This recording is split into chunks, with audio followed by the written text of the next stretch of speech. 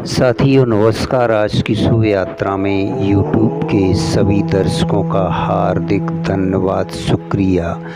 पांतजल योग सूत्र विभूतिपाद सूत्र 4 में कहा गया है, धारणा, ध्यान, समाधि तीनों एक ही वस्तु में स्थित हों वह संयम है। साथियों, जब किसी ध्येय वस्तु में ये तीनों धारणा, ध्यान, समाधि स्थित हो जाते हैं तो इसे संयम कहते हैं। इस प्रकार किसी भी में संयम करने से उसका संपूर्ण ज्ञान हो जाता है, जिनका आगे वर्णन किया गया है।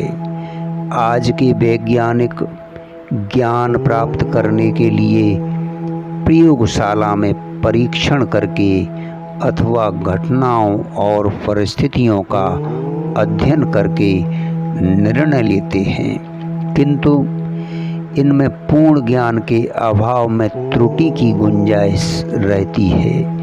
यह विधि अंश से पूर्ण की ओर जाने की है।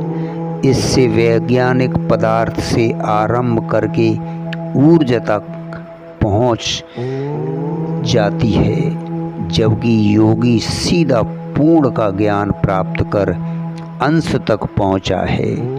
यह समस्त सृष्टि उसी एक तत्व का फैलाव मात्र है।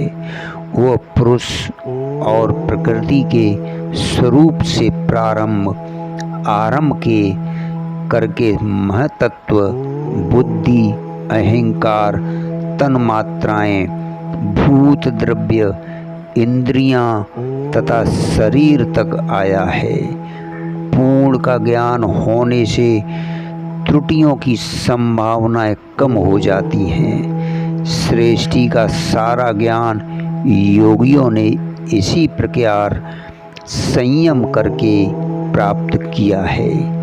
अभ्यास में जो त्रुटियां दिखाई देती हैं वे अज्ञानियों द्वारा की गई घोषणाओं तथा व्याख्याओं के कारण आई हैं। अन्यथा पूर्ण ज्ञानी सृष्टि के रहस्यों को भली भांति समझ सकता है, क्योंकि उसकी संपूर्ण क्रियाएं, प्रणाली का उसे ज्ञान हो जाता है।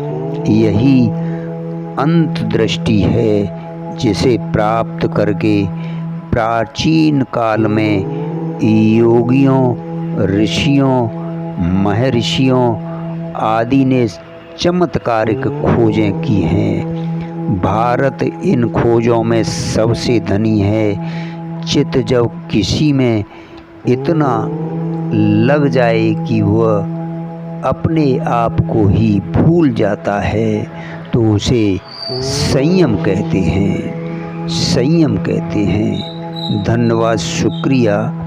अगले सूत्र में आपसे फिर मिलते हैं।